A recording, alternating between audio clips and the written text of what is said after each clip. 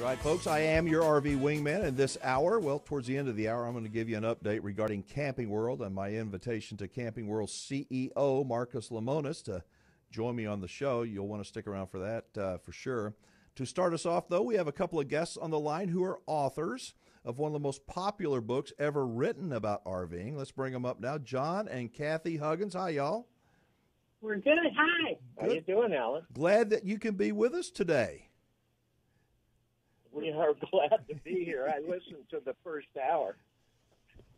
Well, good. I hope you enjoyed it, John, very, very much. Now, before you tell us about your book, tell me about your backstory on the Huggins in terms of when you guys became RVers, and just introduce yourselves, if you would, for a little bit.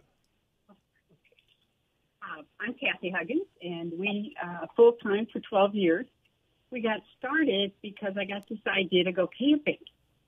And I thought, how much fun is that to go camping?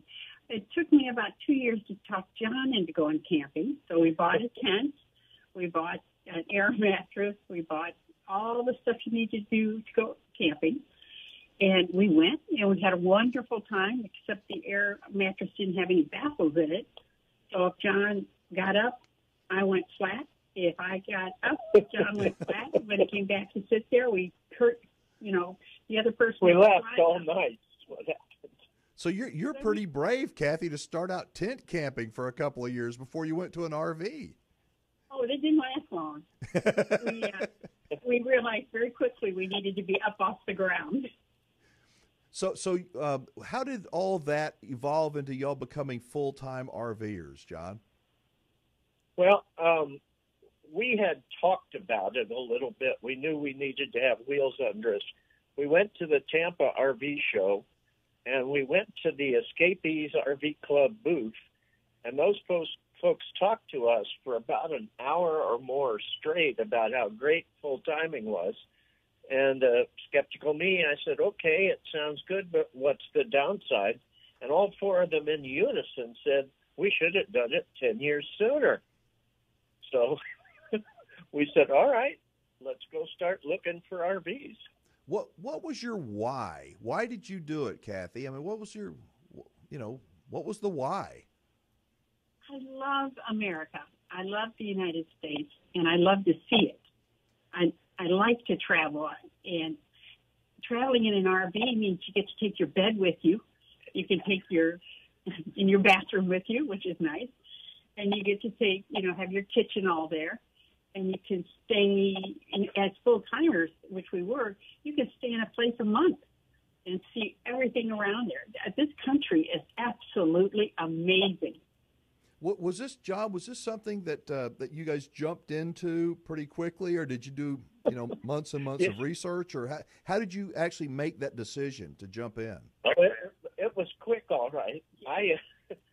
I was working for a company that was bought and rebought, and one thing led to another, and I was looking for work. And Kathy hated the job she was in, and we decided we had just sold one house, let's sell the one we're in, and someone came along and bought it from us.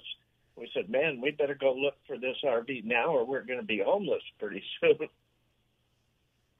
And so you hit the road immediately then, as soon as you sold your house? Yeah, two of them within 6 months. And then we went to Lazy Days here in Florida, found the RV of our dreams, and at a great price, bought it, and we were gone. Kathy, how is full-time RVing different from the way you thought it was going to be? You probably had a dream of something, and was it the same as you dreamt it would be? It was better. Because, when you live the lifestyle like we do, you start out with a vacation mind. Oh, I got to get there, got to see everything, got to go. But when you realize this is your life, this is your lifestyle, you can slow way down, relax, take a day off from seeing stuff, meet your neighbors, have time, and your life kind of slows down, which is wonderful. That first year, what we did was express touring. What does that mean, John? It means we went we stopped for a little while. We went some more. We spent. We went and we spent for a whole year. Went and spent. I can relate to that. I think that now, when you guys look back on those first few years as full timers and you compare it to today, people going in full time, how do you see the difference, or is it pretty much the same, you think, for people today? It scares me to think about people going full time now. There are so many new RVs on the road, 500,000 a year for the last 4 or 5 years. Campsites they're impossible to get here in Florida, even on into the shoulder seasons. When we full-timed, it was the seat of our pants. About lunchtime, we'd look in our book and call a few campgrounds up the road, and we were in. Can't do that anymore. Have to get reservations way in advance. I don't think it's as much fun, but I don't know. We're not doing it right now. When you guys did buy an RV, we've got Marcia is watching on our live stream. She wants to know if y'all bought new or used. We bought a slightly used year-old diesel pusher.